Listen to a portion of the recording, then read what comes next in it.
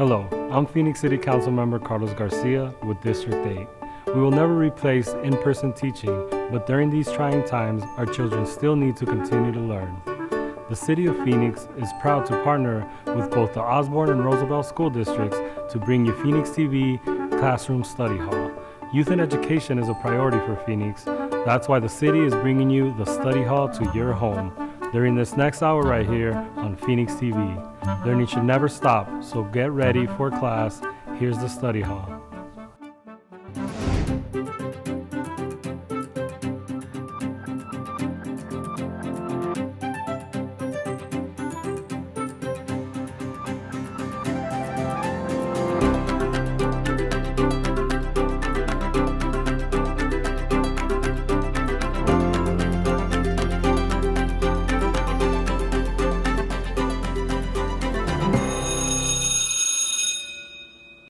Hello.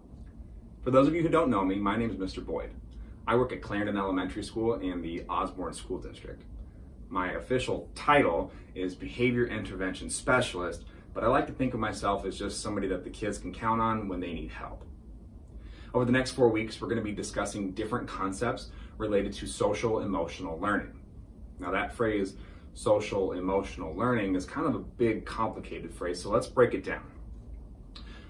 The first word, social, that has to do with the society in which you live. Your siblings, your parents, your neighbors, your classmates, your teachers, bus drivers, cafeteria workers. The people around you create your society. Emotional, well, that has to do with the emotions that you feel deep down inside your heart, the emotions that kind of take over your brain. Emotions you experience all day, every day. You just might not realize what emotions you're feeling at the time. Learning, that one's a little bit easier. Learning is simply acquiring new knowledge. Learning is growing your brain and growing your awareness. So when we bring those three things together, social, emotional, learning, we have the people around us, the emotions that we feel, and acquiring new knowledge. So social, emotional learning is learning about how our emotions impact the way that we interact with the people around us. Every week, we're going to start with a 4-step Brain Smart Start. Now, a Brain Smart Start, as I said, has 4 steps. The first step is to unite. The second step is to connect. The third step is to disengage stress. And the fourth step is to make a commitment for the day. Today's Unite, I'm just going to share a little bit of information about me so that way you can feel a little bit more united to me and know some more information about who I am. As I said, my name's Mr. Boyd. I was born and raised in Phoenix, Arizona. I went to Arizona State University where I majored in elementary education, and I've been working at Clarendon for the past 6 years. I also coach softball at Central High School. It's one of my favorite things to do. The next step of our Brain Smart Start is going to be the connection activity. So in this weird time of quarantine, it's going to be a little bit different than we would normally connect. Typically when we connect, we try to have some activities where we are present with each other, making eye contact with each other, we're playful with each other, and we're making physical contact with each other. But being close to each other and touching each other are not things that we're supposed to be doing right now because we're trying to stay socially distant, we're trying to stay healthy. So I'm going to come up with some other ways that we can connect with each other, other ways that we can get our brains going. So to do that, in this time of quarantine, we're going to be doing some cross-lateral movements. What I mean by that is we are going to be doing some hand gestures that are going to be simple or appear to be simple, but they're actually going to be a little bit more complicated and are going to require you to think extra hard when you're completing these tasks. So for the first cross-lateral movement, I want you to take your right pointer finger, put it directly on your nose. Take your left pointer finger, tuck it through your arm, and put it on your ear. When I say go, you're going to switch. So in other words, this right index finger is going to end up on my left ear, and my left index finger is going to end up on my nose. Ready? Go. Now when I say go again, you're going to switch. Go. Go. Go. Go. Try it at home. I bet it's a little bit harder than you might think. We're going to continue with those cross-lateral movements every week, so that way you have something new to try, something new to get your brain going. The third step of our Brain Smart Start is to disengage stress. The best way I know how to disengage stress is by taking deep, long breaths. Now, a couple of the necessary requirements for these breaths is that we're breathing in through our nose. That's how we get the really good oxygen into our system. We're breathing out through our mouth. That's how we get all that stress, all that carbon dioxide out of our bodies. So we're going to do two different breathing strategies today. The first breathing strategy is called the STAR. Now, STAR, S-T-A-R, stands for smile. Take a deep breath and relax. So first I'm going to smile. Take a deep breath in through my nose and relax, breathing out through my mouth. Let's do two more of those.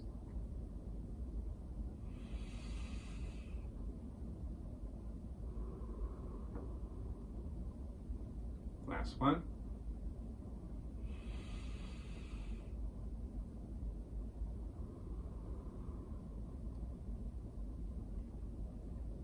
Very nice. Our second breathing strategy today is going to be called flowers and candles. I call it flowers and candles because when you think about smelling flowers, you smell flowers by breathing in through your nose, and you blow out candles by breathing out through your mouth. So flowers and candles is just a way I help kids learn the importance of breathing in through their nose and out through their mouth. So this one's called flowers and candles. Do it with me. Breathe in through your nose and out through your mouth. Two more. Breathe in through your nose and out through your mouth. Last one, you're going to hold your breath after you breathe in. Ready? Breathe in. Hold it. Out through your mouth. The fourth and final step of our Brain Smart Start is going to be a commitment. So today, the commitment says, I commit to doing the best that I can do to learning something. That doesn't mean the best that somebody else can do. That doesn't mean I'm going to compare my learning to somebody else's learning. I am concerned about myself. I am concerned about my own learning. So I commit to doing the absolute best that I can do to learn something. I hope you can make that commitment today. Next, we're going to go over the brain states. The brain states, there's three of them, they dictate what we are capable of doing. We'll get into more detail about that later. After we talk about the brain states, we're going to have a brief conversation about identifying emotions. I have some friends that are going to join us, and they're going to really help us out in identifying emotions, because once we identify emotions, then we can start taking the necessary steps to regulating those emotions. After my friends come in and we discuss finding emotions, I'm going to have a quick read aloud for you. I have a really good book that I want to share with you, and then we're going to finish with a wish well. We'll get into more detail about what all those things are later. But for now, let's go to the brain states. There are three possible states that your brain can be in. They're modeled here on these posters. I want you to think of your brain as kind of like an office building of sorts. Each one of these brain states represents a different person in the office. Each brain state is important, just like each person in an office building is important, but they each serve a different purpose. So we're going to start at the survival state, which is modeled here with the red poster. The survival state is kind of like the security guard of the office. The security guard wants to make sure that everybody allowed into the office is safe, is somebody that they feel safe around. So the question that your brain is asking you when you're in the survival state is, am I safe? If you can't answer yes, am I safe? You're going to stay down here. You're not going to be allowed into the office building. You're not going to be able to get up to those higher brain states. However, if the answer to the question, am I safe, is yes, then the security guard will let you through and you go up to the next level, which we have here in the emotional state on our blue poster. You can kind of think of the emotional state as the secretary in the office building. The secretary makes sure that when somebody comes in, that they have an appointment, that they're supposed to be here, that they have a relationship with the highest office. We'll talk about him in a second. So the question being asked when you're in your emotional state is, am I loved?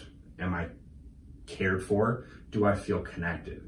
If the answer is no, that's like saying, I don't have an appointment, the secretary is not going to let you pass. You can't get up to the higher levels. However, if you do have an appointment, if you do have a relationship, if you do have a connection, then the secretary is going to be like, yep, you're welcome to come on up to the 3rd floor, which is our executive state, the green poster here. You can kind of think of the executive state as the CEO of the office, the CEO of the company. The CEO is the person that makes all the big decisions, the person that decides what next steps are going to happen, the person that has meetings with other companies, the person that does all those higher level things that the secretary and the security guard don't do. The executive state, our CEO, is where we are at our highest level of thinking. This is where we want to be. This is where we have to be before we are capable of learning anything. We have to be in our executive state if we want to learn. We have to be in our executive state if we want to problem solve. We have to be in our executive state if we want to cooperate or work with other people. Again, CEO, decision maker, highest level. Secretary, checks for connection, right in the middle. Security guard, he's down on the ground floor. He makes sure that everybody inside the building is safe. Now, these 3 brain states take place in different parts of your brain. So we're going to create a quick little hand model so that way you can get a better understanding of the anatomy of your brain. The survival state, we're going to use our hand for this model. The survival state takes place in your brainstem, which is down here. So rub your fingers right here. That's your brainstem. That's when you're in your survival state. When you're in your survival state, you're capable of fight, flight, or freeze. Pretty physical things, not very verbal, not anywhere near the executive state of problem solving. The emotional state takes place in the limbic system. So we have our survival state in the brainstem. We fold our thumb over. This represents the limbic system. This is our emotional state. When we're on our emotional state, we're a little bit more vocal, but we're still not quite up to the executive skills. We can tell that somebody is in their emotional state when they use sarcasm, when they talk back, when they exclude people from joining their groups, things like that. So more verbal, but still not quite problem solving. So we have our brainstem survival state, limbic system, emotional state, and then our final state is the executive state, which takes place in the prefrontal cortex or the prefrontal lobes. So we have brainstem, limbic system, and then we fold our fingers over, and these 2 fingers in the middle represent the prefrontal cortex. See how your fist kind of makes a brain like that? Brainstem, limbic system, prefrontal cortex. When we're in our prefrontal cortex, that's when we are able to do all those things that the CEO needs to do, like problem solving, cooperation, making decisions, and learning. This is where we need to be in order to be the best that we can be. So later on, in the next few weeks, we're going to talk about when we are in our survival and our emotional state, what are some things that we can do to first recognize that we're feeling those emotions? And then once we realize that, yeah, I'm in my survival state, what are some things I can do to elevate myself into the emotional state? Once I'm in my emotional state, what are some things I can do to elevate into my executive state? We'll talk about those things more as we move on with these lessons. So as you just learned, the only place that we are capable of learning is when our brain is elevated into its highest executive state. If we're not in the executive state, we're not capable of learning, we're not capable of working with our friends, we're not capable of problem solving, stuff like that. So if we're in our emotional state or in our survival state, we need to first become aware, like, hey, I'm in my survival state right now.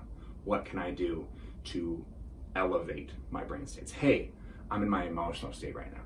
What are some things I can do to elevate into my executive states? But before we talk about those strategies for elevating your brain state, we're going to talk about just identifying the emotions, just to figure out what is it that I'm feeling right now.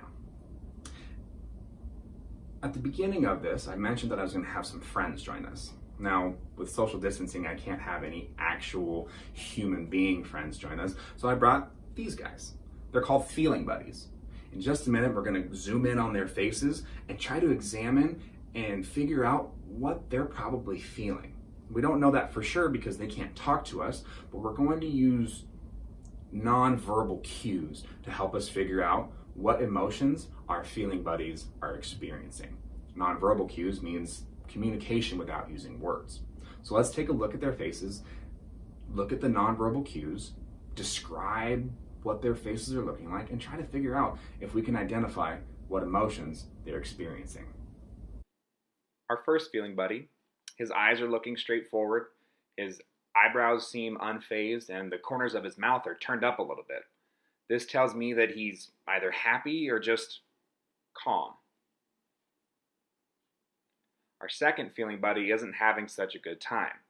Her mouth is turned down, her eyes are looking down towards the ground, and her eyebrows tell me that she's feeling concerned or sad about something. This feeling buddy has eyes wide open, looking ahead. Eyebrows again look concerned, kind of like the last feeling buddy, but this one has its mouth open like it's gasping. So this tells me this feeling buddy is surprised or scared. This feeling buddy's looking straight down to the ground. His eyebrows are kind of furrowed and his mouth is angry. That's the anger is what I'm feeling, is what I'm assuming this feeling buddy is experiencing. This feeling buddy isn't too sure what he's feeling. His mouth is kind of squiggled, his eyes are kind of offset, and his eyebrows are worried. He seems scared or worried about something. Worried. I'll go with worried. My original plan was to read a story called Schubert is a Star. Unfortunately, I ran out of time, so I'll hope to get back to that sometime in the future. A little background about Schubert. Schubert's the little guy on the left. Looks a little upset right now. He teaches us a lot of important things about emotional regulation, empathy, assertiveness, and stuff like that.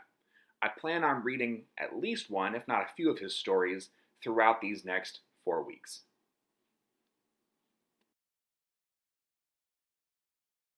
That just about wraps up today's lesson on social emotional learning. Just as a recap, we started with our Brain Smart Start. We discussed the 3 different brain states that we could be in, and we talked about identifying emotions by using our feeling buddies and our read aloud. The last thing we're going to do is a wish well. But before we get to that wish well, I just want to take a few moments just to let you know that you're not alone. I know this whole process hasn't been easy.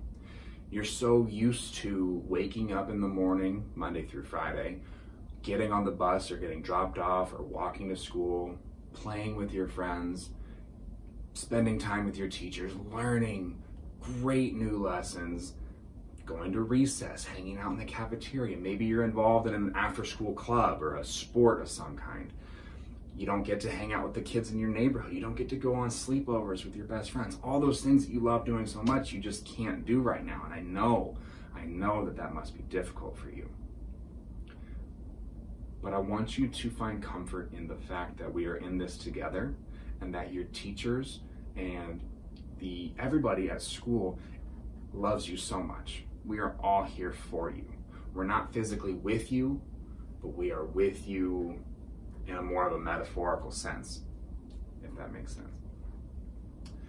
So that brings us to our wish well. At the end of our lessons, I like to finish with what I call a wish well. A wish well is where I literally wish well the people that I love and the people that I think could benefit from some good vibes, really. Now, wish well does a couple of things. The first thing that it does is it helps me build my own sense of empathy. Empathy is when you are able to understand and experience the emotions that somebody else is feeling. When I express well wishes for somebody that I know is struggling, I feel more connected to that person, even if I'm socially distant from them. Another thing that a wish well does is that it helps my own personal emotional state.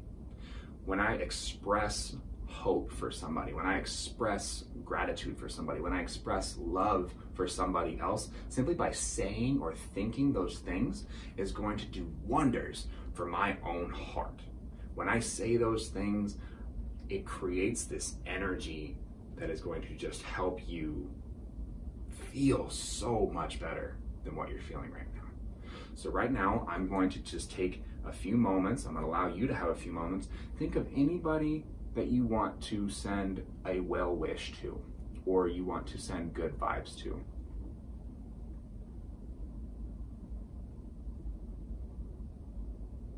I'm going to wish well for all of my students at Clarendon and in the Osborn and Roosevelt communities. I'm going to wish well for anybody that hasn't seen their grandparents recently because of the social distancing regulations. I'm going to wish well for the teachers that miss their kids so much. I'm going to wish well for my family. I'm going to wish well for my sister. My big sister is a nurse up in Denver, Colorado, and she is working in a hospital right now where lots of people are sick. But she is so strong and she is so brave, and I love her so much. So I'm going to finish with a wish well for her. So now that I've identified the people that I'm wishing well, I'm going to finish with my wish well phrase. Cover your heart like this with both hands and say, from my heart to your heart, I wish you well. I'll see you next week for another social emotional learning.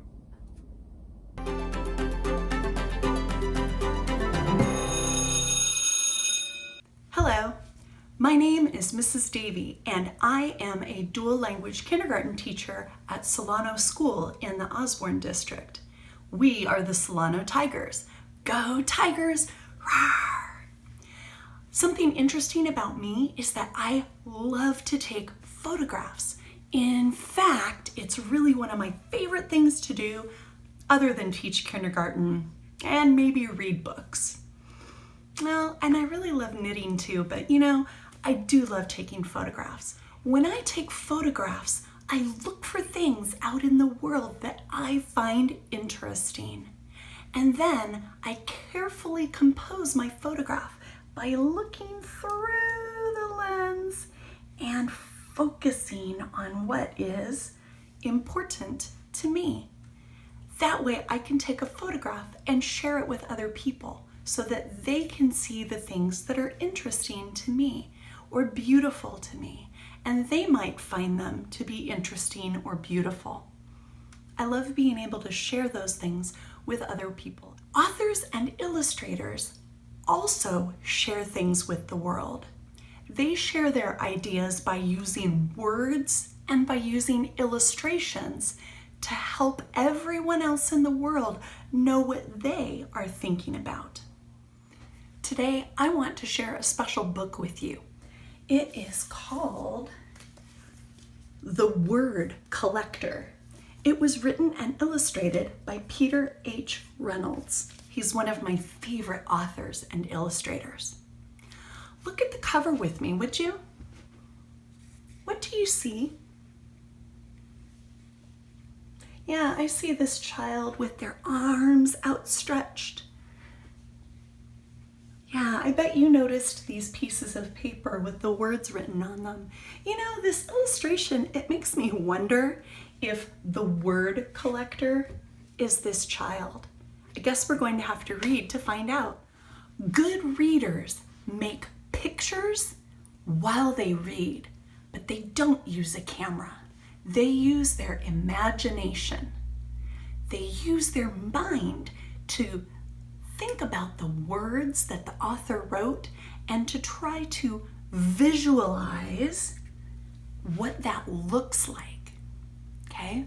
So today when I'm reading, I will stop a few times and I'm going to think aloud so that you can hear the thinking that's going on in my head.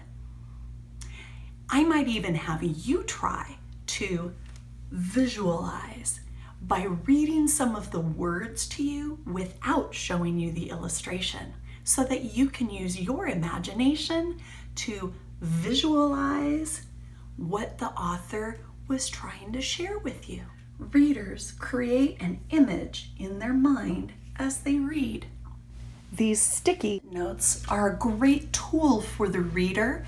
As you read, if you visualize something and you want to remember it, you can jot down your ideas by drawing or writing, and then you can take that sticky note and you can put it in your book. And that's going to help you remember what you were thinking about the author's words. The Word Collector, Written and illustrated by Peter H. Reynolds.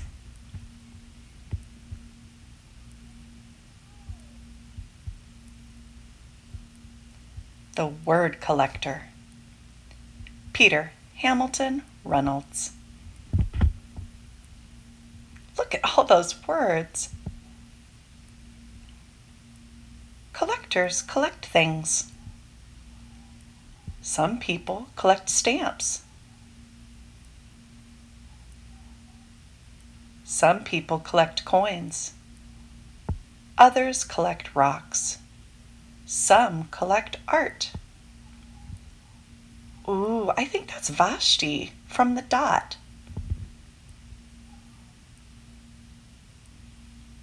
Some collect bugs. Others collect baseball cards. Some people collect comic books. And Jerome? What did he collect?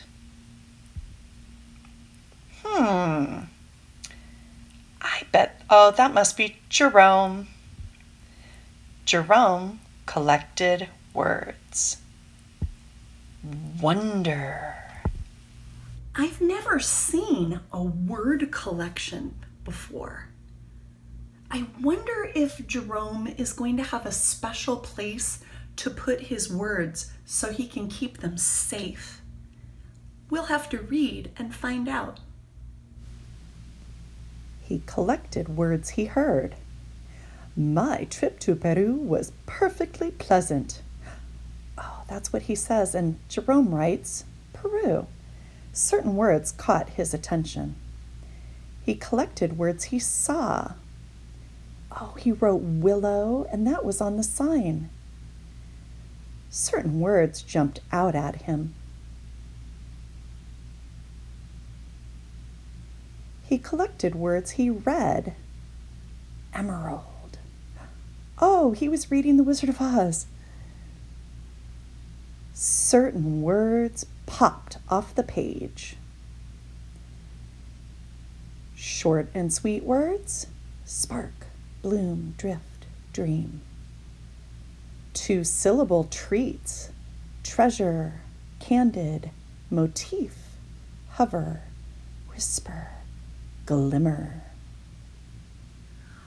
Oh, remember earlier when I was thinking about Jerome's word collection? I was wondering if he would have a special way of keeping his words safe. And here we see that Jerome is putting his special words into this book. I'm pretty sure that this is a scrapbook. It's a good place to keep things that are important to you so that you can keep them safe. You know, I think I'm going to draw a quick picture of that scrapbook so that I can remind myself that that's how Jerome kept his word collection safe. I'm going to draw this shape, the book, and I'm going to put some rectangles on it to represent those special words that Jerome kept in his scrapbook. Now I can put this Post-it note in the book to help me remember that that was an important word, scrapbook. That's where Jerome keeps his words while he's collecting them. Here it is, a scrapbook. And multi-syllable words that sounded like little songs. Oh, look at the musical note. Geometry, guacamole, kaleidoscope, wonderful, symphony. There were words he did not know the meaning of at first, but they were marvelous to say. Aromatic, vociferous, effervescent. There were words whose sounds were perfectly suited to their meaning. Molasses, smudge, torrential, bellow, Tyrannosaurus Rex. Jerome filled his scrapbooks with more and more of his favorite words.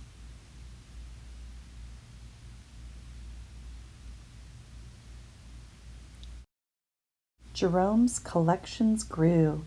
He began organizing them. Dreamy, science, sad, action, poetic. One day, while transporting them, Jerome slipped and his words went flying. Oh no, poor Jerome, look at all of his words. As he began to pick them up, he noticed his collections had become jumbled. Big words next to little words. Sad words next to dreamy words. Oh, it looks like he's thinking about those new combinations of words. Jerome began stringing words together. Whisper, symphony, electric, peace. Words he had not imagined being side by side. Savor dreams, cascading stars. He used his words to write poems. He used his poems to make songs. They moved, they delighted. Oh, I think that they moved his friends' feelings and delighted their ears. Some of his simplest words were his most powerful. I understand. I'm sorry. Thank you. You matter. Jerome eagerly collected more and more of his favorite words. Vision, waterfall, brilliance, infinite, hugs, molecule, peace, brother, light, love, spice, bungalow, harmony, bohemian, gaggle, onomatopoeia, thanks, empathy. The more words he knew, the more clearly he could share with the world what he was thinking, feeling, and dreaming. One breezy afternoon, Jerome climbed the highest hill, pulling a wagon packed with his word collection.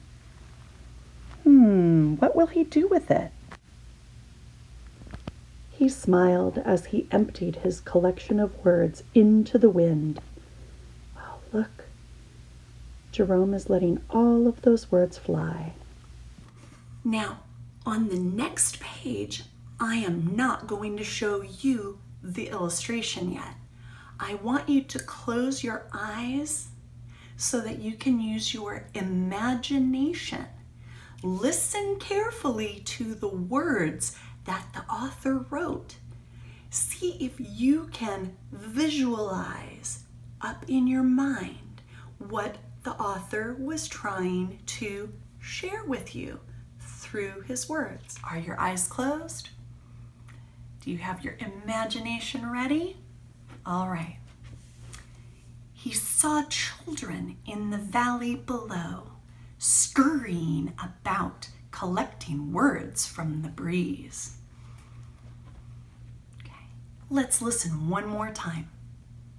He saw children in the valley below, scurrying about, collecting words from the breeze.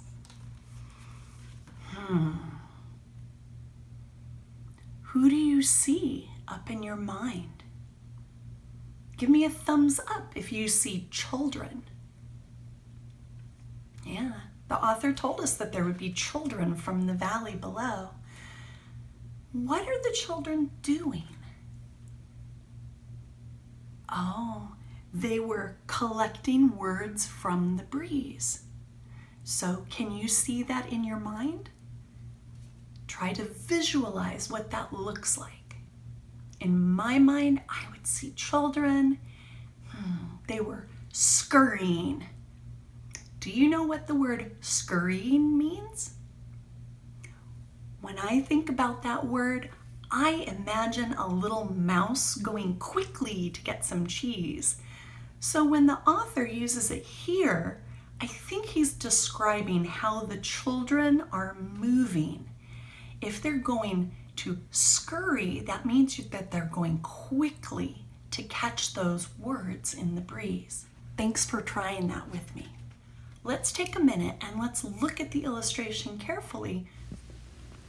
He saw children in the valley below, scurrying about, collecting words from the breeze. Oh, look, dancing and running and leaping and reaching. Oh, and look at all of their faces. They're smiling.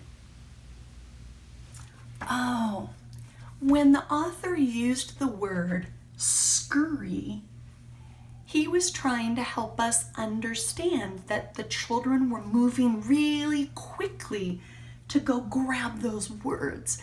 So I drew a little stick person to make them look like they're running, and I made some marks to go behind the person so that we know they were going fast, because to scurry means that they were going fast.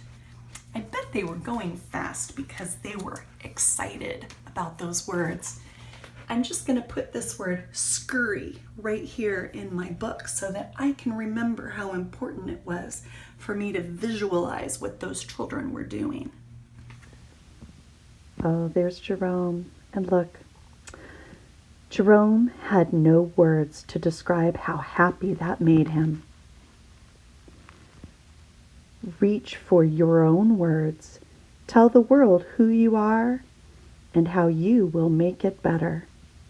Peter Hamilton Reynolds. The Word Collector. Today we heard the story, The Word Collector by Peter H. Reynolds. In The Word Collector, we learned about Jerome, who loved to collect words. We learned that words can make us think. Words can make us happy. Words can surprise us, kind of like a present. Words can be used to make poetry and music. Most of all, we learned that words can be powerful and are best when they're shared with others. Today we also used the strategy of visualize. We used our mind and we listened to the words to create an image as we read the book. Then we drew or wrote what we imagined onto sticky notes, and we added those to our book so that we could understand what the author was describing with his words. I hope that you enjoyed the story of The Word Collector. We all have words. And like Peter H. Reynolds said, we can use our words to make the world a better place.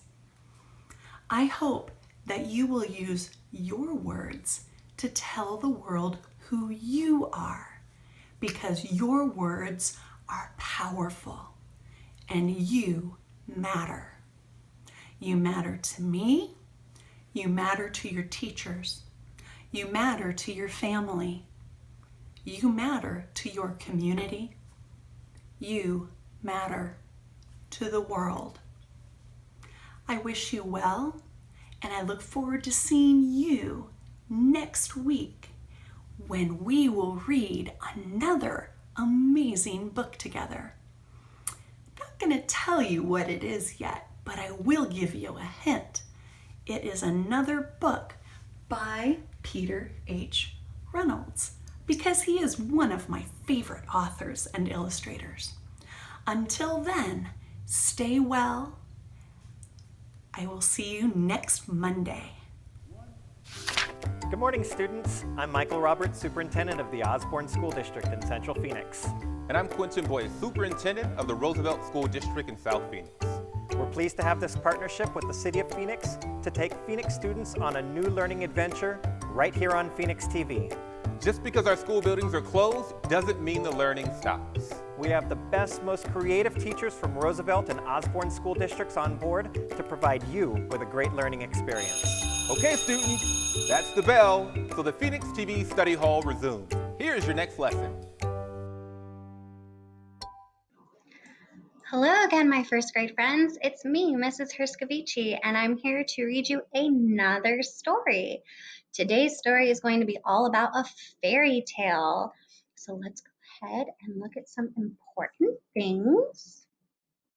Move my picture over into the corner so you can see all my pictures on the computer. Okay. Important thing number one, a fairy tale. What is it, and what can we find inside of a fairy tale? Well, here are some pictures that I found to help us. The first thing is that a fairy tale will have some good characters. We'll also have evil characters. Those are the bad guys. Sometimes we'll have talking animals. There's always a problem, and in our story, there's going to be more than one problem. And a solution for that problem, or problems if there's more than one. And the best part, in my opinion, about a fairy tale is the magic. Now, in our story today, we are going to have good characters. We're going to have some problems and some solutions, and definitely some magic. So let's go over to our next slide. There are some important words we need to know for our story today. Our first word is summarize, and that's what the story is all about, usually just in one sentence. And when we get to the end of the story, we'll talk about our summary. And our next word is synthesize. Now, if I break that word apart, it sounds like this. Synthesize. And in first grade, we didn't really talk a whole lot about what a synthesize is when we're reading a story, but I know it's when I'm thinking about the important details while I'm reading the story. So I found this picture to help us. These are called nesting dolls because the little dolls nest inside the bigger dolls, and it gets bigger and bigger. And this teacher wrote, "My thinking grows and changes as I read."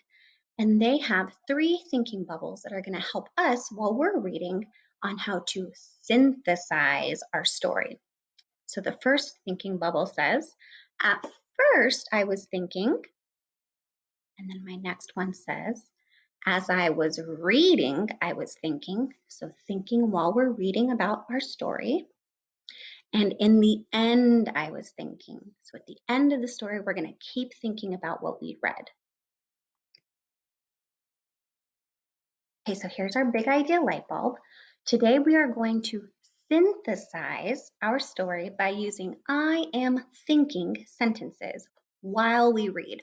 So we're going to be thinking about our story while we're reading the words. And our story is called The Shoemaker and the Elves. Now, I want you to use your reading strategy of looking at the picture before I turn to the next page. What do you think is going to be magical in this fairy tale? I have a good idea. Keep it in your brain and you can share it soon. Okay, I'm going to go ahead and start reading. Once upon a time, a shoemaker lived with his wife in a little village. Although the shoemaker worked hard, he could not earn enough money to make a living. One day, he found that all he had left in the shop was enough leather to make only 1 pair of shoes. That night, the shoemaker cut out the leather and set it on his workbench, and then he went to bed. There's our shoemaker right here in our picture. And I can see that the picture also gives me some clues that this is his workbench, and this must be the leather that he cut out into a pattern so he could make some shoes.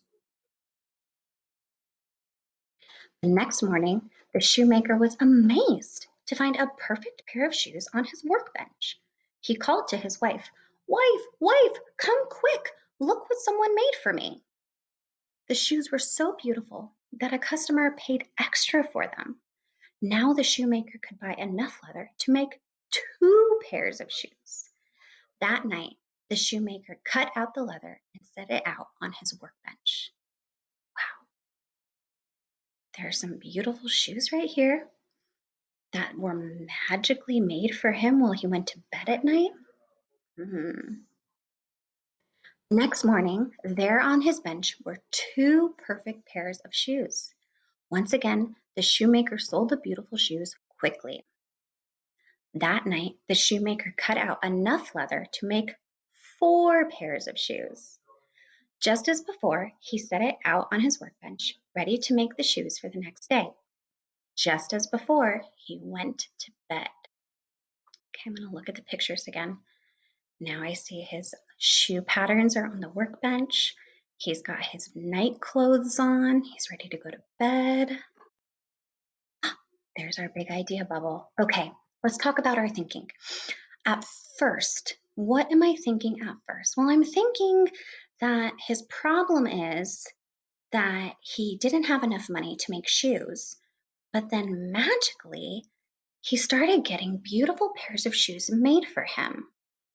I'm going to use a connection. This is a text-to-text connection, and I know when I read other fairy tales that they start with once upon a time, like this story did on the first page, and they also have something magical that happens to help the characters in the story. So that's what I'm thinking about. I'm thinking there's going to be some magical elements that show up in our story. And I'm thinking that it's definitely a fairy tale because I heard the words once upon a time. Let's keep reading. The next morning, just as before, there on his bench were 4 pairs of perfect shoes. Once again, the shoemaker sold the beautiful shoes quickly. Day after day, the shoemaker woke to find beautiful shoes on his bench. Shoes for work, shoes for play, shoes to dance the night away. Day after day, more and more people came to buy his beautiful shoes. Wow, look at all these people in his shop. He's so busy. And look how happy the shoemaker and his wife are. One night, the shoemaker said to his wife, "We must find out who is making these shoes." So, after supper, they hid in a cupboard in the back of the store and watched. Oh, I didn't even see this picture. I was so excited to read you the story. Let's look at the picture before I keep reading. Okay, I see some elves, and it looks like they're doing his work for him. I wonder if that's the magical part. Okay, I'm going to keep reading. Just as the clock struck 12, 2 tiny elves danced into the room. They hopped up on the bench and began to work. As they work, they sang. We sleep by day, at night we sew, in and out our needles go. Stitch, stitch, stitching, small and neat, lovely shoes for lucky feet. So they're the ones doing all the work. Now I'm thinking that the elves are the ones who are helping make these shoes for the shoemaker and his wife. I like the way I'm thinking about what I'm reading as I'm reading it.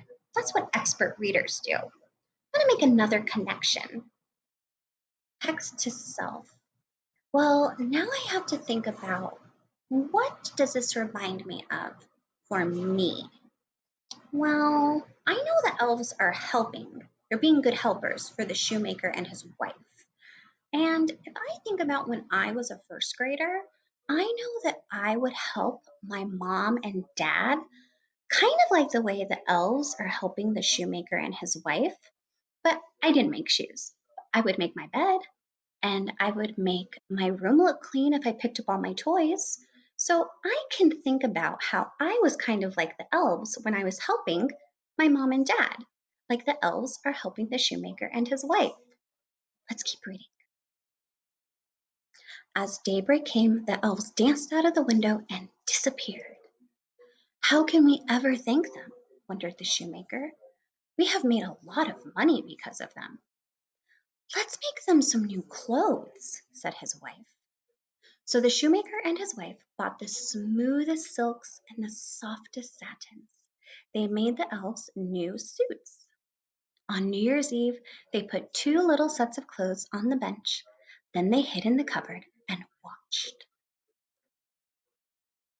When the little elves saw the new clothes, they danced and laughed and clapped their hands.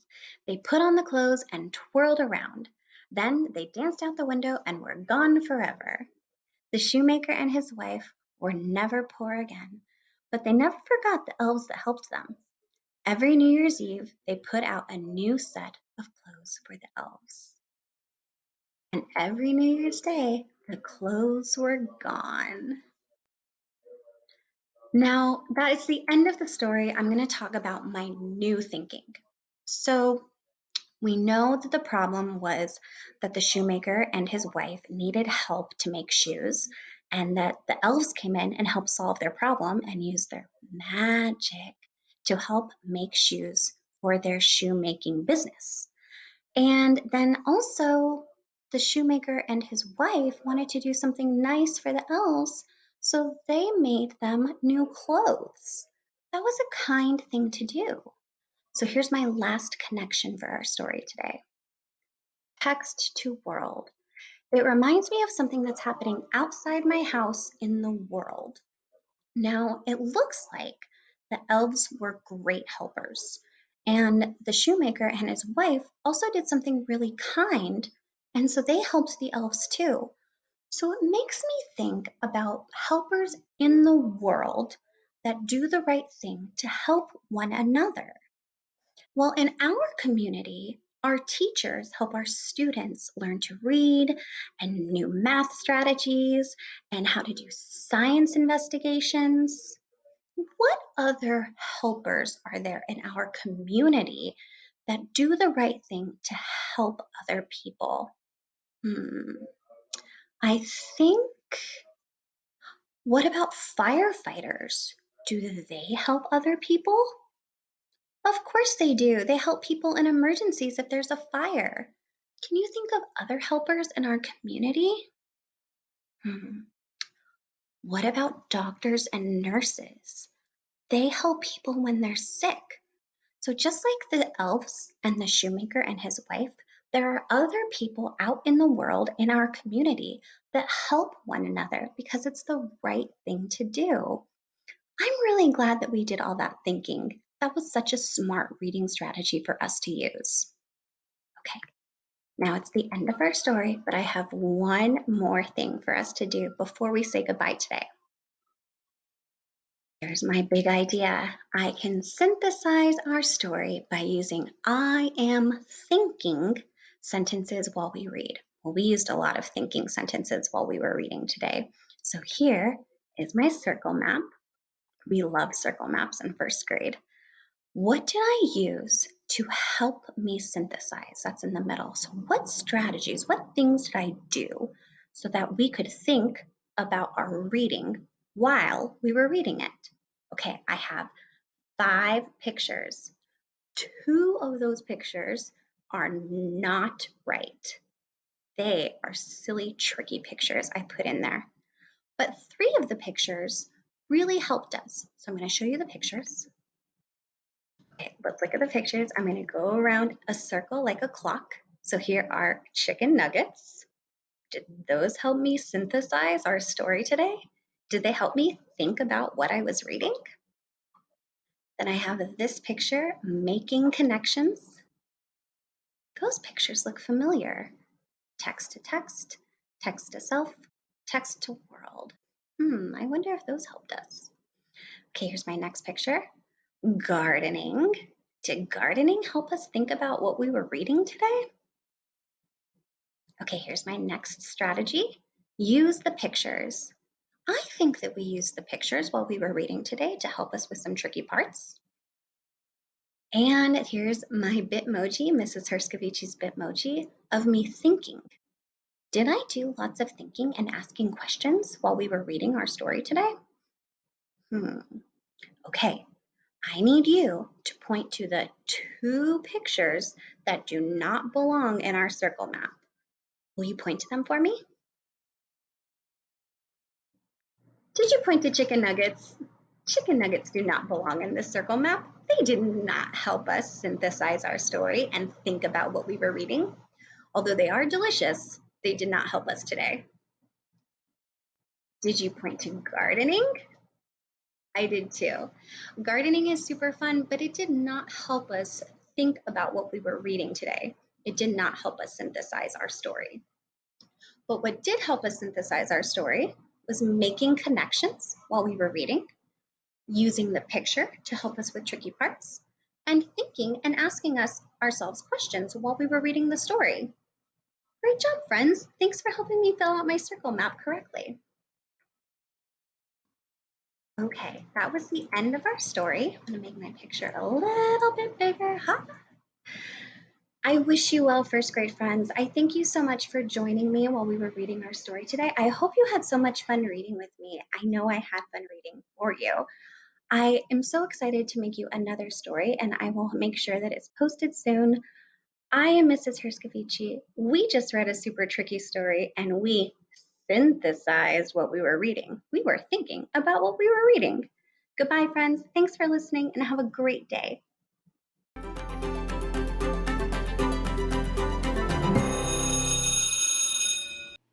All right, scholars, just a quick reminder. Our reading goal for today is to visualize, and our science goal is to develop an understanding for engineering and systems. And we're going to look at the Hoover Dam today. We're going to look at the structure and the function of the dam. Words to know: canyon, concrete, electricity, grout, moles, power plant. So we are going to look at those new vocabulary words, and just really quickly to look at the structure of our text. We have a table of contents. The table of contents tells you what the chapters are about and which pages the chapters begin on. And if you'll look, we're going to read something about the dry desert. We're also going to look at the Hoover Dam today, and we have a glossary. A mighty dam. When Hoover Dam was built in the 1930s, it was the tallest dam in the world. The dam is as tall as a 60-story building. Hoover Dam is on the Colorado River. The dam controls the flow of the river's water. The dam's power plant uses the water to make electricity. Dry desert. Hoover Dam is on the border between Arizona and Nevada. It is about 30 miles from the city of Las Vegas. Hoover Dam is in the very dry desert. The dam is in the deep, narrow valley between the mountains. And if you look at our map, you can visualize where Nevada is. You can also visualize where Arizona is. That dot marks it, and there's the borders for each state. And you can also see Lake Mead in our map visualization. Strong dam, huge lake. The Colorado River flows downhill to Hoover Dam. The dam stops the water from flowing quickly. Water collects above the dam to form Lake Mead. It is the largest lake in the United States made by people. And if you look at our diagram, our visualization, you can see Lake Mead in the top left corner. You can also see how they rerouted the Colorado River to the dam, and they built the Hoover Dam. And you can check out how Lake Mead is actually been dug by people rather than made naturally. Think about how long that takes. And it also is a place for people to go fish and do recreational things. And then if you look, the Colorado River just keeps flowing down into Arizona. Water has a lot of force when it flows downhill. Hoover Dam is very heavy, so it can stay strong when the water hits it. The dam is curved to move the water to the two sides of the canyon. A power plant near the dam changes the force of moving water into electricity. And if you look at our visualization, look at our map, we have some spillways, we have some arches, and they use the bend of the dam and its gravity to control the flow of the water into the power plant. And then you can see the water as it quickly flows downstream. And if you look at the shape, its shape is parts of the Hoover Dam. If you look at our visualization, our map, it shows that the top of the Hoover Dam is 45 feet thick. And if you think about it, 45 feet thick is very thick. And also, it is 726 feet from the foundation of the rock to the crest of the dam. The width of the dam is 1,244 feet. And that's a long ways to be wide.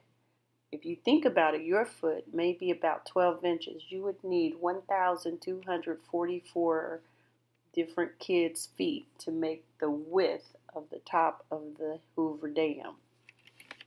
At the base of the dam, it is 660 feet thick. So that means you need 600 feet. That means you need 330 pairs of kids' feet to equal the thickness of the dam. And if you also look, you can see the power plant down at the bottom lower left. And behind the dam is how they regulate the water. They basically stop the water from flowing downhill. Remember, the engineers solve problems. So let's figure out what the problem is that they were solving. Solving a problem. People have been growing crops along the Colorado River for many years. The river used to flood in the spring and wash away the crops. People built dams on the river to stop the flooding. Hoover Dam was the first of those dams. So the problem was the river, Colorado River, would flood and wash away the crops. And so to solve the problem, engineers came up with building the dam. The project began in 1931. Workers had to make the river go around where Hoover Dam would be built. They dug 4 tunnels, and they also built huge walls above and below where the dam would be. After they finished, the water flowed into the tunnels and out the lower down. Then the workers moved rocks and mud away to make room for the dam. So if you look at this picture, this is one of the tunnels that they dug to reroute the water from the Colorado River so that it would go around where they were going to build the dam, and then they rerouted it back later. Those engineers were smart. So remember, engineers solve problems. If they see a problem, they try to fix it. As part of our science activity today, your job will be to build a dam. There are several different things you can use to build it. We'll get to that part later. But think about how you want your dam to look. Workers used giant molds to build the dam. They dumped huge buckets of concrete into each mold. Cold water ran through small pipes so each block of concrete would cool quickly. After each block was cool, workers built another block on top of it. Later, they sealed the stacks of blocks with grout. Now, grout is something like cement. And if you think about it, they built this dam just like you would be putting Legos together to make something. Maybe Legos might be a good thing to use to make our model of our dam. We'll check it out later. If you look at our visual of the dam, we can see what the area looked like before they built the Hoover Dam. And if you look at those small little squares, it looks like they're using Legos to put them together to actually build the dam. And if you look at the top of the picture, there's a road leading down to those. If the river ever flooded, the water would ruin the power plant. Workers built 2 places for the water to go if it got very high. Those places are called spillways, and there they are in our visual picture. Finally, workers built the power plant and 4 towers. The towers controlled how much of the water goes to the power plant at a time. And if you look, it has 2 spillways, a spillway tunnel on the right and a spillway tunnel on the left. And it also shows you where the power plant is located in the picture. And if you look, there's some little arrows at the bottom, and they show you which way the water goes and why the bend in the Hoover Dam is so important.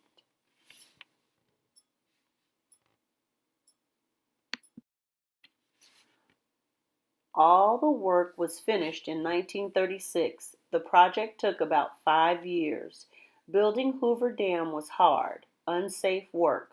Many workers lost their lives during the project. And if you look at our visualization picture, President Roosevelt gave a speech at the dam after it was finished, and he said it was the greatest dam in the world. And if you look at it, it's huge. Seeing the dam. Millions of people see the Hoover Dam every year. The Visitor Center has displays about the area and how the dam was built. People can go inside the dam and the power plant. At Lake Mead, they can go fishing and boating. Take a camera if you go. There's lots to see. And if you look at our picture, it's from the Visitor Center looking out at the dam. And it says that inside the Visitor Center, visitors can get a great view of the Hoover Dam. The Hoover Dam today. Hoover Dam changed many people's lives. The river's water helps crops grow in dry areas of the United States. The power plant makes electricity for over millions of people. Other dams have been built on the Colorado River since the 1930s, but the Hoover Dam was the first, and it's still the biggest. So if you look at that picture of the Hoover Dam, it's lit up. It has lights. And last but not least is our glossary. That is also a text feature. If you need to find what a word means, if you look for a definition, you'll find it in the glossary.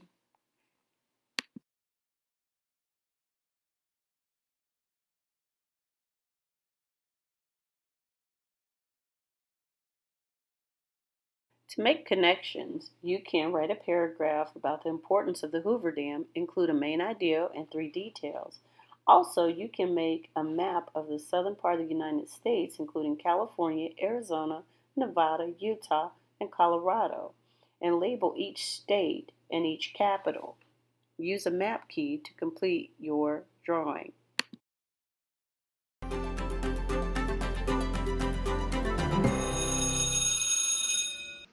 Hello, my name is Mrs. Button, and I am the reading specialist at Solano Elementary School in the Osborn School District, and I'm very glad to be here with you today to read. Something to know about me before we get started is that I love animals, and I have 3 cats and 2 dogs living here with me. So if you hear some barking or snoring or meowing, it might be one of my animals. So today, to get us started, I'm going to ask you a question. And that question is something that I just want you to think about and hold in your mind as we read. And that question is this: have you ever felt like you were different or misunderstood, or maybe like you didn't fully fit in for some reason or another? And if you have ever felt that way, just hold on to the feeling that goes with thinking about that, because today we're going to read a story about a girl who is different. And this book is, I think I said this book is one of my favorite books. It is called Out of My Mind, and the author is Sharon M. Draper. So here's the cover so that you can see it. And as we're reading today, we're going to use the strategy of visualizing. Visualizing is something that good readers do. When you visualize, you're painting a picture in your mind. It might be a still picture, like a picture you take with a camera, or it might be a movie. It's kind of going as you're seeing the action in the story. So depending on what you're reading, you may have either a still picture or a movie, like a video going on. To help us do this strategy, I've come up with the acronym TRY. I love acronyms. So the acronym TRY, stands for T, think about the text. And what I mean by think about the text is think about what words the author is using to describe. How do those words help you to understand what's happening? Thinking about the text. Then you're going to recall what you know about that. So you're going to draw on that schema or that background knowledge that lives in your brain.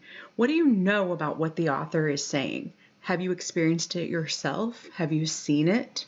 Maybe on TV, or have you heard about it? And then our last step, of course, is to imagine. This is where we get to do the visualizing or the painting of the picture in our mind. Okay, so I'll show you how this works as I'm reading, but I'm just going to start with chapter 1 because I want to make sure that I introduce you to this main character. So here we go. Words.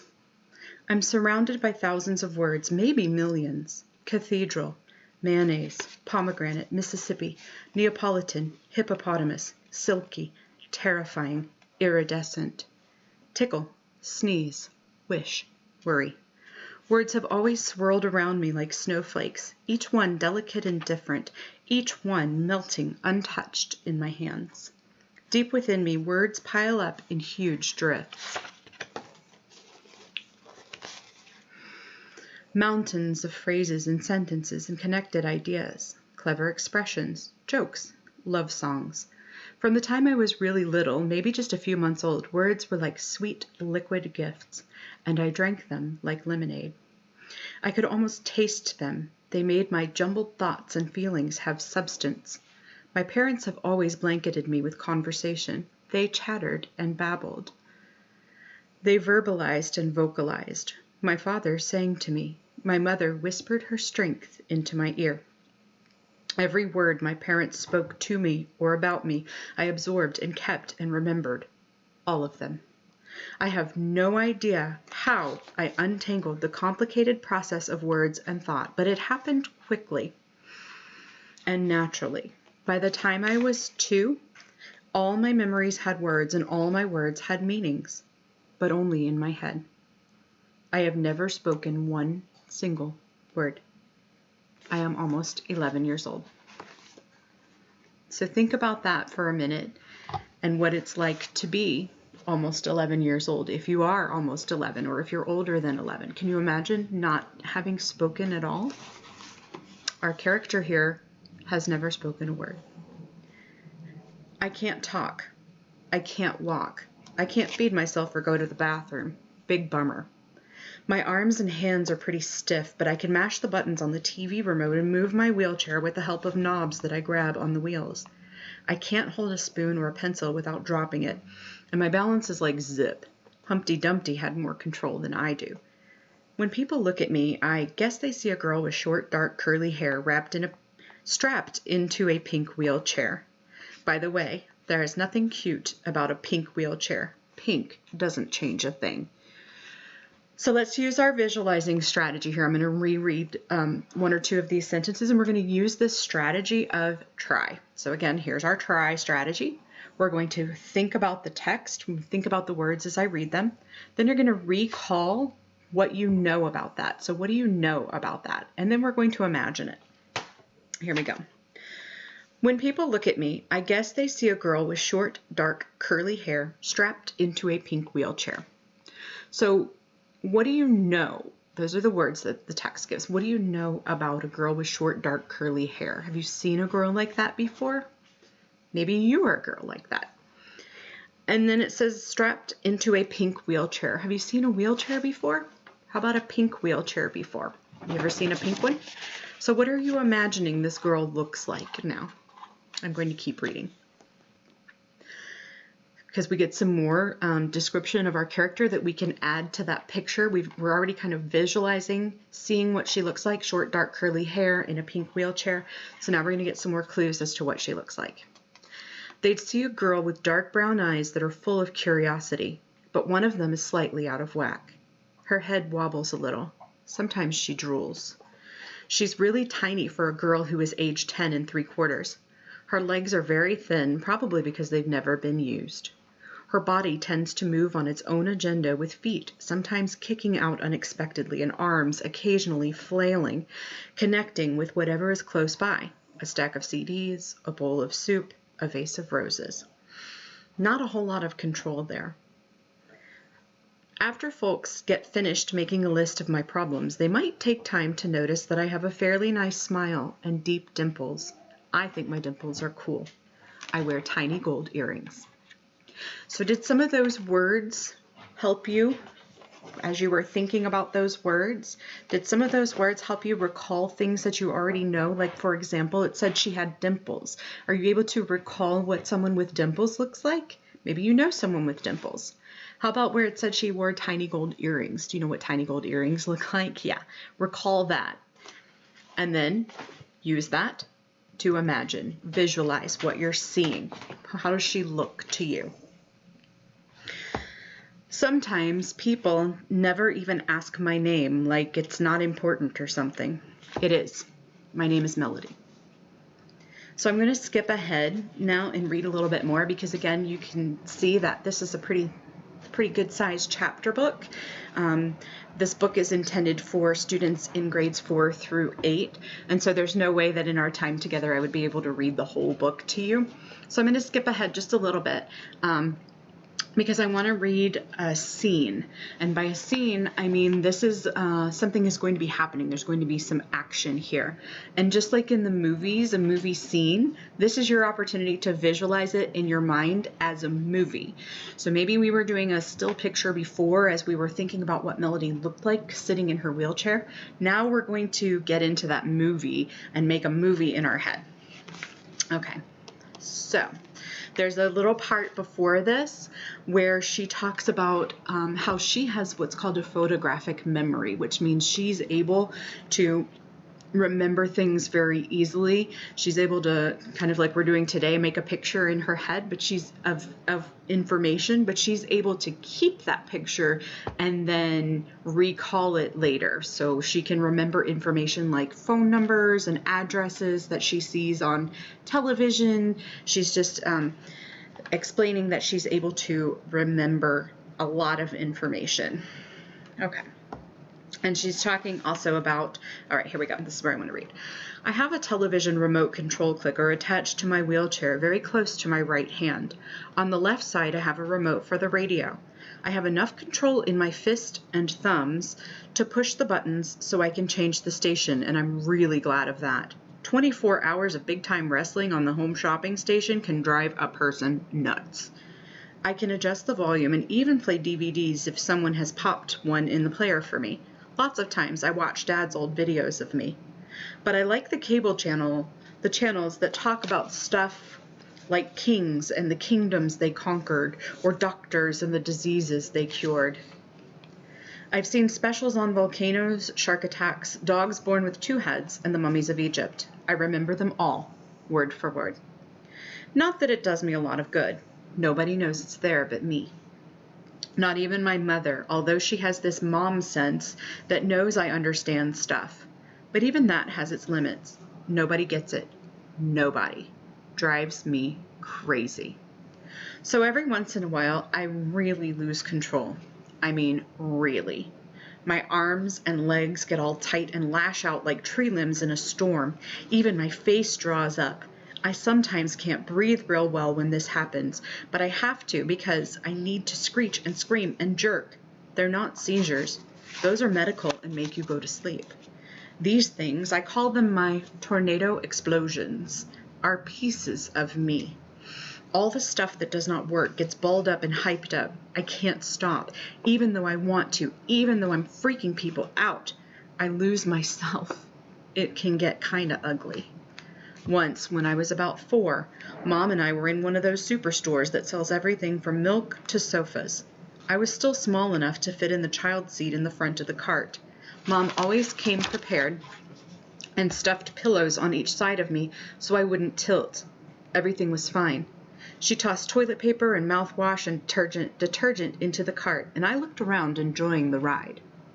So I'm going to pause, and just as a reminder, I'm going to remind you that we should be using our try strategy here, thinking about the words as I read them, and then recall, what do you know about that? Have you experienced that? Have you been to one of those big stores that sells everything from furniture to milk? And then imagining it in your mind. So you are making this movie in your mind of what you're seeing as she is going through the store in the cart with her mom. Then in the toy section, I saw them. Brightly colored packages of plastic blocks. Just that morning, I had seen a warning on television about that toy. They were being recalled because the blocks had been painted with lead paint. Several children had already been hospitalized with lead poisoning, the report had said. But there they were, still on the shelf. I pointed to them. Mom said, "No, sweetie, you don't need those. You have enough toys." I pointed again and screeched. I kicked my feet. "No," Mom said more forcefully. "You are not going to have a tantrum on me." I didn't want the blocks. I wanted to tell her they were dangerous. I wanted to tell her to tell somebody to get rid of them before a child got sick. But all I could do was scream and point and kick. So I did. I got louder. So we're going to pause here, and I want you to think about what's happening. I'll read this little part here again, and I want you to think about it and visualize it in your mind. You're thinking, you're recalling. Have you ever seen something similar to this happening? Have you ever done something like this? Have you ever thrown a fit in the grocery cart before? It says, I didn't want the blocks. I wanted to tell her they were dangerous. I wanted to tell somebody to get rid of them before the child got sick. But all I could do was scream and point and kick. So I did. I got louder. Mom rushed out of the toy section, pushing the cart real fast. "Stop it!" she cried at me. I couldn't. It made me so angry that I couldn't tell her. The tornado took over. My arms became fighting sticks. My legs became weapons. I kicked at her with my feet. I screamed. I kept pointing in the direction of those blocks. People stared. Some pointed. Others looked away. So I want you to visualize that using what you know. I'm going to read those words again. So here's our try strategy once again. Think about those words and then recall, what do you know about that? Have you seen something? What do you know about this? And then paint that picture in your mind. So we've got her in the cart. She's kicking, she's screaming. Her mom is saying, "Stop it, what's wrong with you?" And then it says, people stared. Some pointed. Others looked away. Can you envision that? Mom got to the door of the store, yanked me out of the cart, and left it with all her selections sitting there. She was almost in tears when she got to the car. As she buckled me in my seat, she almost screamed at me, "What is wrong with you?" Well, she knew the answer to that one, but she knew that was not my usual behavior. I gulped, sniffed, and finally calmed down. I hoped the people at the store watched the news. When we got home, she called the doctor and told him about my crazy behavior. He sent a prescription for a sedative, but Mom didn't give it to me.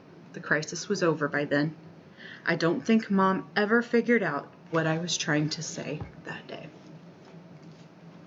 So again, I've been reading to you from Sharon M. Draper's book, Out of My Mind. Here's the cover one more time. I highly recommend that you look for more of her books, if not this one, because this one is a really great book, and her other books are as well. She's a fantastic author, and she's got some really great books for young adults. It's been a pleasure to read with you today and share with you the try strategy for visualizing. I hope that you continue to use this as you read, because as I mentioned at the start, visualizing is a skill that good readers use. Painting that picture in your mind or seeing that movie in your mind helps you to really understand what's happening in the text. And that's how it helps you to be a better reader. Take care, and I will see you again soon.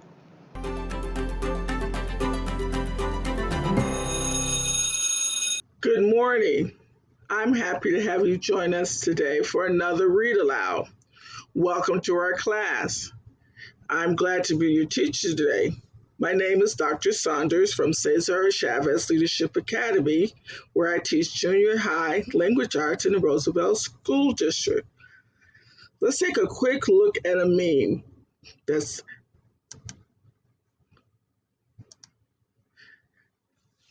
meme is, of course, gives you a hint about our story, what our face looks like when you don't make smart choices. Our story today is about a young man who has to decide between making good and bad choices. Our book is entitled James Makes a Choice and is part of the Making Choices McNair Cousins series. The author is Thalia Wiggins and the illustrator is Don Tate.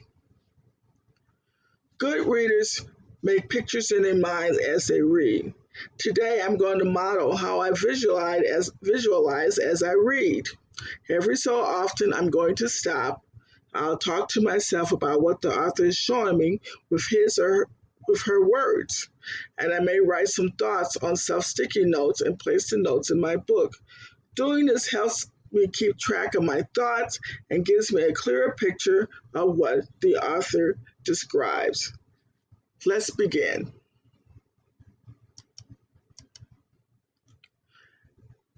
James' bad news. James turned over in his bed and yawned. A summer breeze blew from his open window, bringing in the scent of early morning flowers.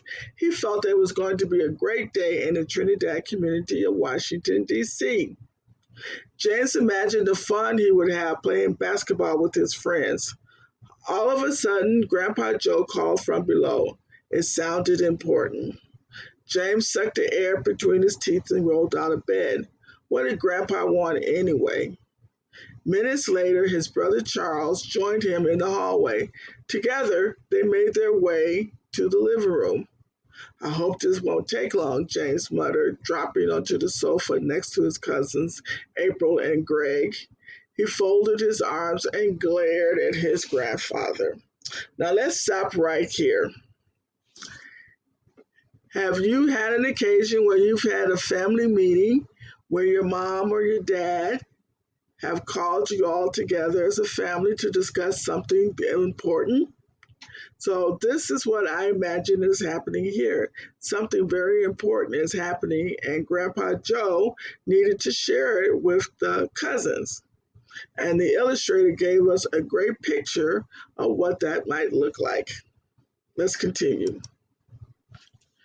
Times are getting hard around here, Grandpa began. Your grandmother has to get a job to help out with the bills. April's eyes widened. She glanced at her grandmother, who nodded in agreement. That means from now on, we'll have to count on you four to help out around the house. You're no longer getting your allowance unless you do your chores. Your grandmother and I have to work hard for our money. We feel that you all should do the same. That's not fair, James exclaimed. His fist pounded the armrest. He could not believe what he heard. You expect us to do chores? Why can't Grandma just clean after she gets home from work? How dare you, April shouted. Grandpa raised his hand in warning to April. He eyed James. Your grandmother and I are not as young as you are, Grandpa said. Since you are young, you've eaten the food we buy you, you worn the clothes we buy you. Now you're old enough to help out and keep the house clean. He turned and smiled at Grandma Rose. She handed him the list of chores, keeping a copy for herself. Grandpa handed them to Charles, who passed them down. When James read his list, his eyes narrowed. Wash the dishes, set the table, cook dinner, take out the trash. He flung the paper down and folded his arms again. I'm not doing it. You can't make me.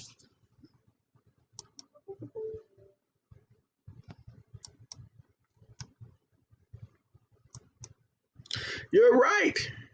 Grandpa smiled coolly. I can't make you, but I won't pay you either. Fine. James got up and stomped out of the room and up the stairs. Seconds later, he slammed his bedroom door. James swore loudly in his room. Even though he was 12, he had never done chores before. His grandparents had just given him money whenever he needed it. Now they expected him to clean and dust? What a waste of time. He would rather hang out with his friends. An hour later, James stormed out of the house. He walked up the street until he came to the recreation center. Moochie, his best friend, sat on the steps with a group of boys James' age. Let's pause right here and imagine what this looks like. Here's the recreational center where everyone goes to hang out. Moochie, James, and the other boys are all sitting there.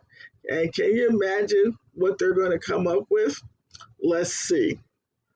What's up, Moochie? James said. Hey, James, the boys bumped fists. Man, my grandpa says we have to do chores for an allowance now. Can you believe that? James shook his head. You call that chump change he gives you an allowance? My brother can pay you twice that much in a day for less work, Moochie chuckled. James' eyes widened. If he could make twice as much by doing less work, he was all ears. What does he do? James asked. Moochie looked around as if he didn't want to be overheard. He moved closer to James and lowered his voice. Let's just say he pays boys to, Moochie whispered, move merchandise for him.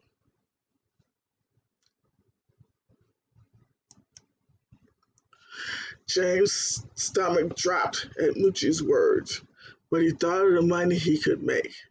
Well, what are we waiting for? Let's meet him. James and Moochie walked down to the corner store. A group of young men stood in front. James knew some of them. They were always in trouble with the police. Yo, Ken, Moochie called. A young man twice as old as James walked over to them. Hey, Mooch. He punched his little brother's arm playfully. This is James, Moochie pointed to James. Ken nodded at James and looked him over. Moochie lowered his voice and said, he's looking for work. Let's pause right here. So here the boys are meeting with the big brother, Ken, and he's going to tell them all about how they can earn extra money. Ken looked around to make sure no one heard them. Cool, he said. He looked James in the eyes. Be at our house at 8 o'clock sharp. All right, James nodded, trying to look cool, but his stomach was in knots. Later that night, James snuck out of his bedroom window and headed for Ken's house. Right on time, Moochie smiled at James as he opened the front door. Ken sat on a leather couch in the living room. He was playing video games on a new video game system with a big screen TV. The living room was packed with boxes. James' eyes roamed the boxes of stereo equipment, video game systems, electronics, and TVs. He guessed what Ken's line of business was, stealing items and reselling them. James felt uneasy. He swallowed hard, knowing what his grandpa would think. We're businessmen, Ken explained. We have to find a way to survive. If no one is going to help us, we must help ourselves. He's put his arms around James like an older brother. Are you in? James wanted to say no, but he was too scared. I just want to make money. I just want to make money, he told himself. When do I start? He asked coolly.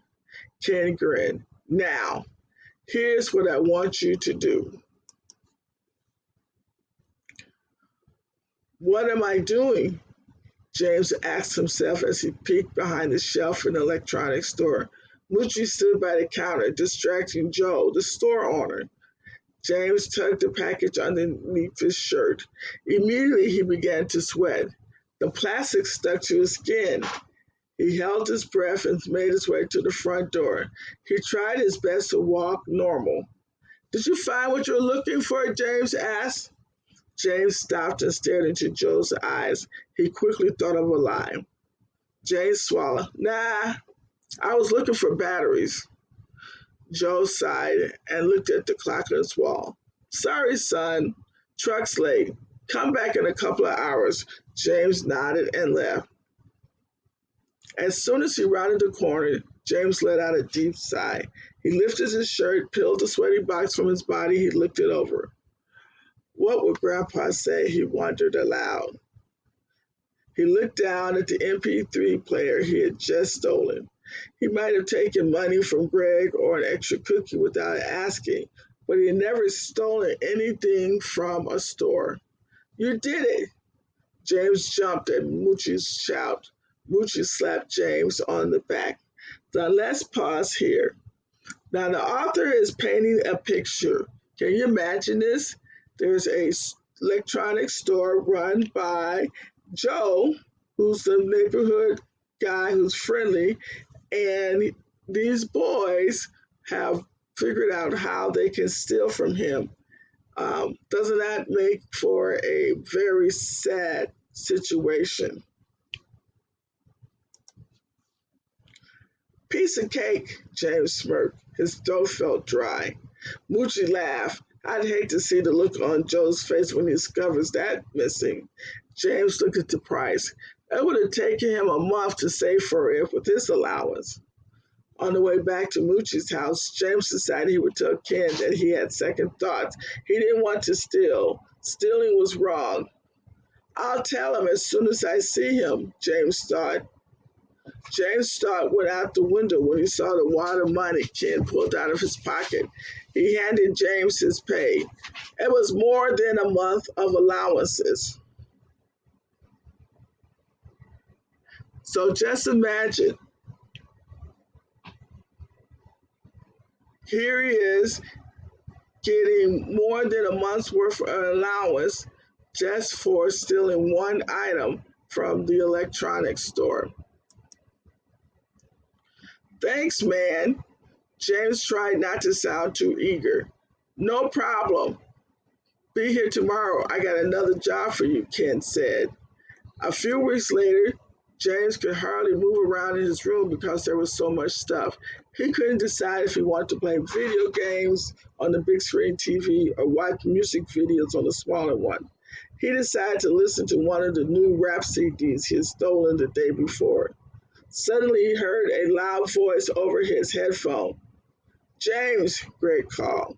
Frightened, James quickly turned. It was just Greg. Why hadn't he locked his door?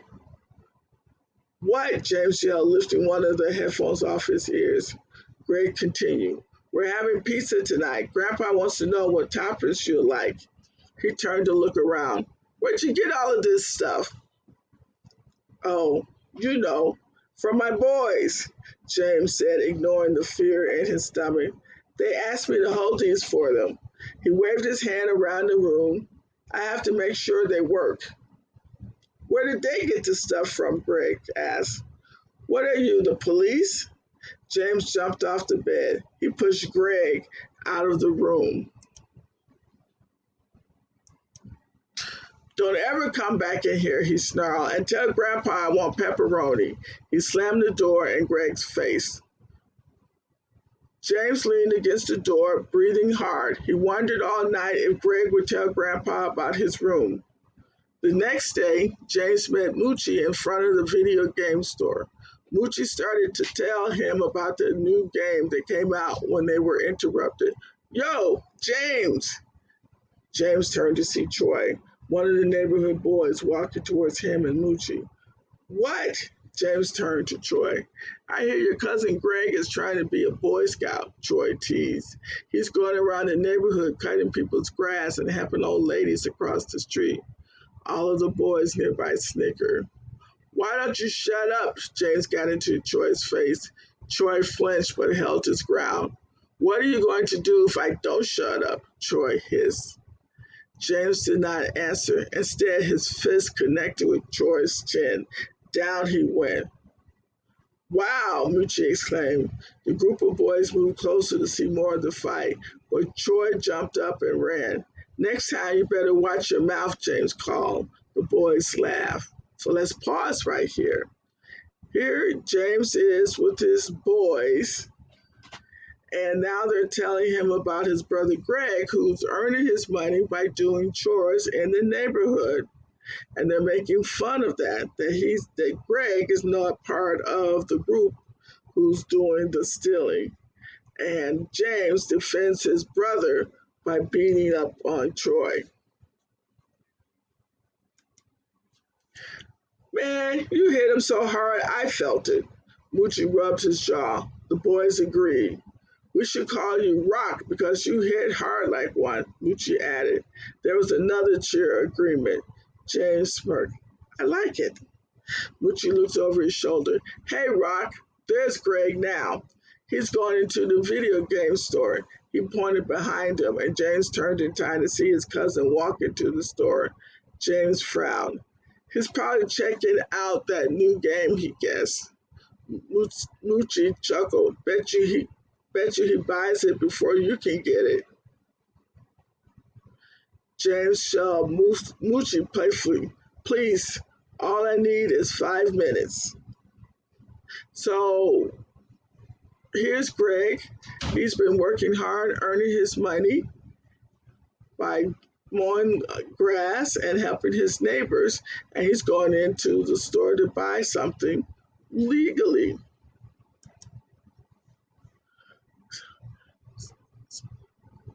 That store, especially if Mike is working there alone. Minutes later, Greg left the store and spotted his cousin. He walked over to them. Hey, James, Greg smiled excitedly. Did you see the new basketball game? Yeah, I saw, James said, leaning against someone's car. He looked at his boys and smiled. They laughed. What's so funny, Greg asked. He stopped smiling. I was just telling my boys that I'm going to get that game way before you do. In fact, I'm going to beat that game way before you even save enough to buy it. Greg folded his arm. How are you going to get the game if you don't have a job? Don't worry about that. James pushed him hard. Greg stumbled, but he kept his balance. He started to walk away. See you at home, Greg the Goofy, James shouted. Moochie and the boys laughed. James remained silent. He had just thought of something. If my cousin is known as Greg the Good, does that make me James the Bad? Let's pause here again for a minute. So here we have two cousins. One who's doing chores around the neighborhood and helping his neighbors to earn money to get the things that he wants, and the other who's going around and stealing along with the other group of boys. So, two sides of a coin. At least we know that James is thinking about what it is that he's doing. That afternoon, James and his boys stole the new basketball video game from the store. James couldn't wait to rub it in Greg's face. When he got home, James burst in the front door as Greg came downstairs. James smirked. Guess what? What?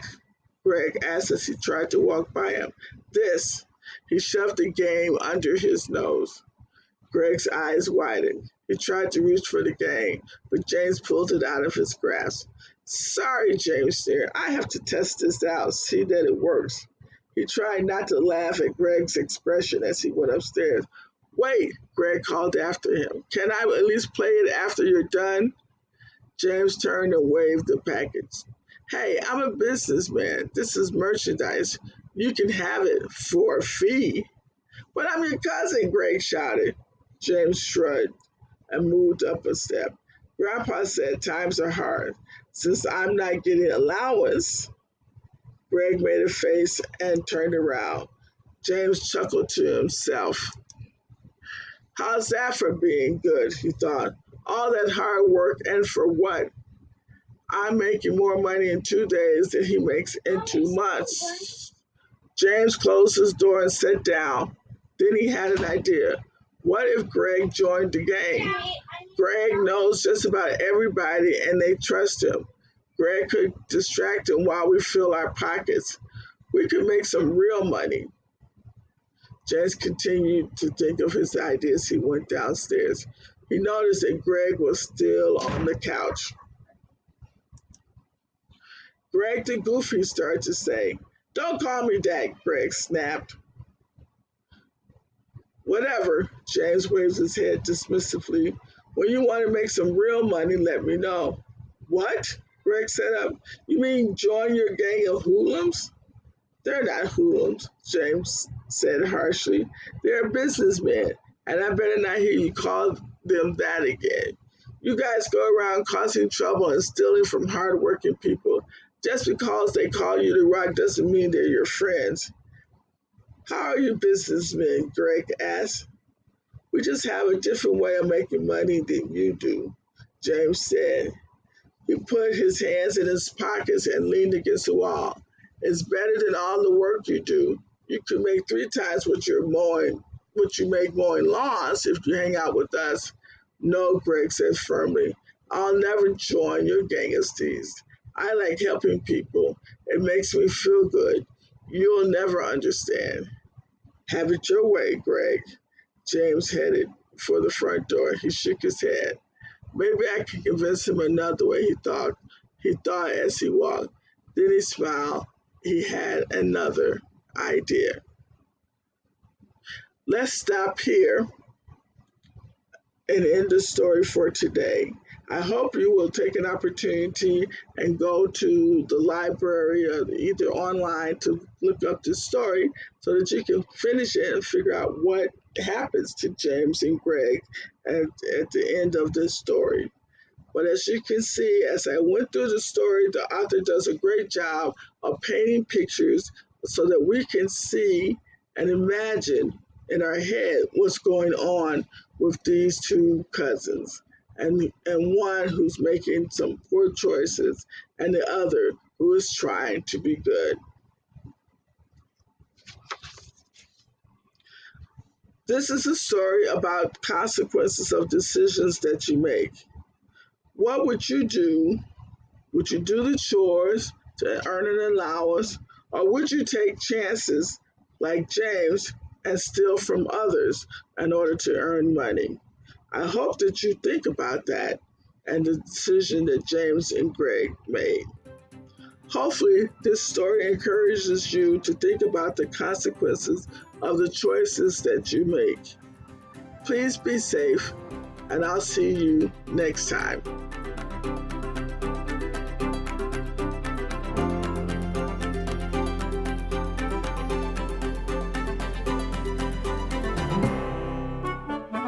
You've been watching Phoenix TV's Study Hall, brought to you by District 8 and our partners at Osborn and Roosevelt School Districts.